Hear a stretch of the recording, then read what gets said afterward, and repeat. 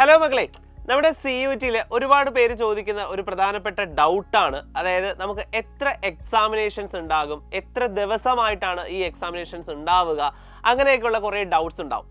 നിങ്ങൾക്ക് എല്ലാവർക്കും അറിയാം, നമുക്കിതിൽ മാക്സിമം 5 എക്സാംസിനാണ് അല്ലെങ്കിൽ 5 പേപ്പറുകൾക്കാണ് അപ്ലൈ ചെയ്യാൻ സാധിക്കുന്നത്. അതിലൊന്ന് ജനറൽ ആപ്റ്റിറ്റ്യൂഡ് ആണ്, രണ്ടാമത്തേത് ലാംഗ്വേജ് ആണ്, അടുത്തത് 3 ഡൊമൈൻ സബ്ജക്ട്സ് ആണ്. സോ അങ്ങനെ ടോട്ടൽ നമുക്ക് 5 പേപ്പർ വരെ അപ്ലൈ ചെയ്യാൻ സാധിക്കും.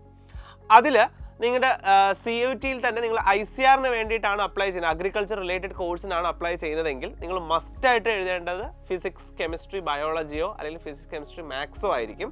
അക്കോർഡിംഗ് ടു ദി കോഴ്സ്, ഏത് കോഴ്സാണ് നിങ്ങൾ എടുക്കുന്നതെന്ന് അനുസരിച്ചിട്ട് പല ഡിഫറെൻറ്റ് കോംബോസ് ആയിരിക്കും വരിക.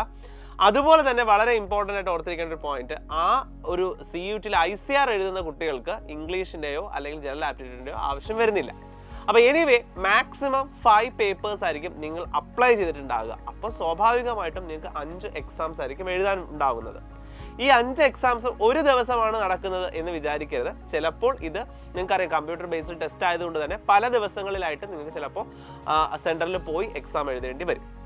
ചിലപ്പോൾ ഒരു ദിവസം ആദ്യ മോർണിംഗ് ഷിഫ്റ്റിലാണ് നിങ്ങൾക്ക് ജനറൽ ആപ്റ്റിറ്റ്യൂഡ് നടക്കുന്നതെങ്കിൽ ചിലപ്പോൾ അന്ന് തന്നെ ഉച്ചയ്ക്ക് ശേഷം ചിലപ്പോൾ നിങ്ങൾക്ക് ലാംഗ്വേജ് പേപ്പറിൻ്റെ എക്സാം ആണ്. പക്ഷേ ഡൊമൈൻ ചിലപ്പോൾ നെക്സ്റ്റ് ഡേയോ അല്ലെങ്കിൽ അത് കഴിഞ്ഞിട്ടുള്ള വേറെ ഏതെങ്കിലും ദിവസമോ ആയിരിക്കാം.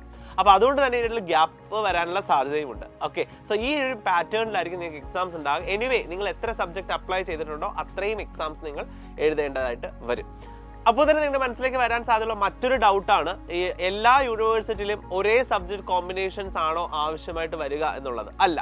ഇപ്പോൾ ഫോർ എക്സാമ്പിൾ ഡൽഹി യൂണിവേഴ്സിറ്റി ഉദ്ദേശിക്കുന്ന നിങ്ങൾ എഴുതേണ്ട ഒരു സബ്ജക്ട് കോമ്പിനേഷനും അവിടെ അപ്ലൈ ചെയ്യുന്ന, നമുക്കിപ്പോൾ പൊളിറ്റിക്കൽ സയൻസ് അപ്ലൈ ചെയ്യണം. പക്ഷേ ചിലപ്പോൾ ഡൽഹി യൂണിവേഴ്സിറ്റി പ്രിസ്ക്രൈബ് ചെയ്യുന്നത് നിങ്ങൾ പൊളിറ്റിക്കൽ സയൻസിന് അപ്ലൈ ചെയ്യുന്ന കുട്ടിയാണെങ്കിൽ പോലും നിങ്ങൾ എഴുതേണ്ടത് നിങ്ങൾ 12th പഠിച്ച സബ്ജക്ട്സ് മാത്രമാണ് എന്നൊരു നിബന്ധന ഡൽഹി യൂണിവേഴ്സിറ്റിക്ക് ഉണ്ട്. അപ്പോൾ ഓരോ യൂണിവേഴ്സിറ്റിക്കും വ്യത്യസ്തമായ നിബന്ധനകൾ ആയതുകൊണ്ട് തന്നെ അതൊരു കോമൺ ആയിട്ട് നമുക്കിവിടെ പറയാൻ സാധിക്കില്ല.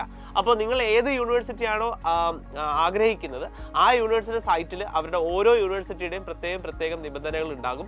മോസ്റ്റ്ലി നമ്മുടെ CUT-യുടെ അണ്ടറിൽ വരുന്ന യൂണിവേഴ്സിറ്റികൾക്കെല്ലാം തന്നെ ഒരേ രീതിയിലുള്ള അഡ്മിഷൻ പാറ്റേൺ ആണ് വരുന്നത്, ഒരേ കണ്ടീഷൻസും ക്രൈറ്റീരിയാസുമാണ് വരുന്നത്. എന്നാൽ ചില യൂണിവേഴ്സിറ്റിയിൽ മാത്രം അതിൽ നിന്നും ചെറിയ മാറ്റങ്ങൾ നമുക്ക് അവരുടെ വെബ്സൈറ്റിൽ നോക്കുമ്പോൾ കാണാനായിട്ട് സാധിക്കും. ഓക്കെ, സോ ഇനി നമുക്ക് പ്രിപ്പറേഷൻ്റെ നാളുകളാണ് അല്ലേ. അപ്പോൾ CUT-യിൽ ഈ ഒരു വർഷം തന്നെ നമുക്ക് ക്രാക്ക് ചെയ്ത് നമുക്ക് വളരെ പ്രസ്റ്റീജിയസ് ആയിട്ടുള്ള കിഡിലം യൂണിവേഴ്സിറ്റിയിൽ പഠിക്കണം എന്ന് നിങ്ങൾ ആഗ്രഹിക്കുന്നെങ്കിൽ നിങ്ങളെ സഹായിക്കാൻ നമ്മുടെ ടീം സൈലോം റെഡിയാണ്. നമ്മുടെ CUT end game crash batch admission തുടങ്ങിയിട്ടുണ്ട്. അപ്പോൾ എത്രയും വേഗം നിങ്ങൾ എന്ത് ചെയ്യുക, ഈ ഒരു ബാച്ചിലേക്ക് ജോയിൻ ചെയ്യുക. ഇതിൽ നിങ്ങൾക്ക് പല കോംബോ ആയിട്ട് നിങ്ങൾക്ക് ജോയിൻ ചെയ്യാനായിട്ട് സാധിക്കും, അല്ലെങ്കിൽ നിങ്ങൾ ഉദ്ദേശിക്കുന്ന PCMB കോഴ്സിലേക്ക് മാത്രമായിട്ട് നിങ്ങൾക്ക് ജോയിൻ ചെയ്യാൻ സാധിക്കും. സോ എനിവേ കൂടുതൽ ഡീറ്റെയിൽസ് അറിയാൻ വേണ്ടി താഴെ കാണുന്ന നമ്പറിൽ കോൺടാക്ട് ചെയ്യുക. എത്രയും വേഗം നിങ്ങളുടെ അഡ്മിഷൻസ് എടുക്കുക. ഈ വർഷത്തെ CUT തന്നെ നമുക്ക് ക്രാക്ക് ചെയ്യാം.